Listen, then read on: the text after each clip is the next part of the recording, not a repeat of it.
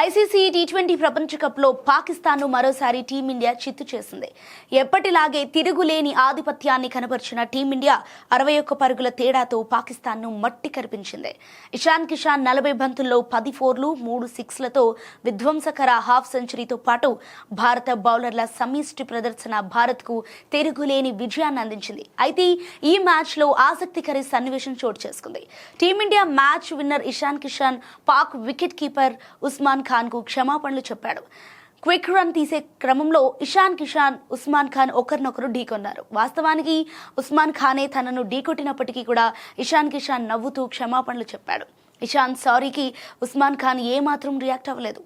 ఇంగిత జ్ఞానం లేకుండా ప్రవర్తించి తన బలుపును చూపించాడు. కానీ ఇషాన్ కిషాన్ మాత్రం అతన్ని పట్టించుకోకుండా బంతిపై తన ప్రతాపం చూపించాడు. పాక్ కెప్టెన్ సల్మాన్ అలియాగా వేసిన 3వ ఓవర్లో ఈ ఘటన చోటు చేసుకుంది. ఇక ఈ ఓవర్ 3వ బంతిని స్వీప్ షాట్ ఆడిన ఇషాన్ కిషాన్ క్విక్ డబుల్ చేశాడు. క్రీజులోకి వచ్చే సమయంలో అతనికి అడ్డుగా పాక్ వికెట్ కీపర్ ఉస్మాన్ ఖాన్ రావడంతో ఒకరినొకరు ఢీకొట్టుకున్నారు. తన తప్పిదం లేకున్నా సారీ చెప్పి ఇషాన్ కిషాన్ క్రీడా స్ఫూర్తి ప్రదర్శిస్తే పాక్ ఆటగాడు మాత్రం బలుపు చూపించాడు.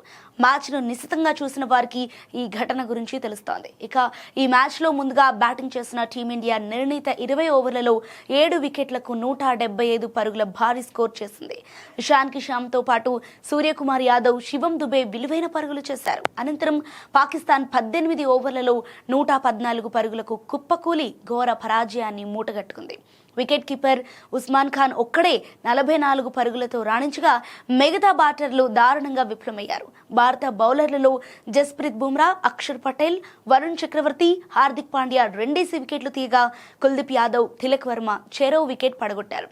ఇక ఈ విజయంతో టీమిండియా సూపర్ 8 బెర్త్ దక్కించుకుంది. ఇక నెదర్లాండ్స్తో తమ ఆఖరి లీగ్ మ్యాచ్ బుధవారం రోజు ఆడనుంది.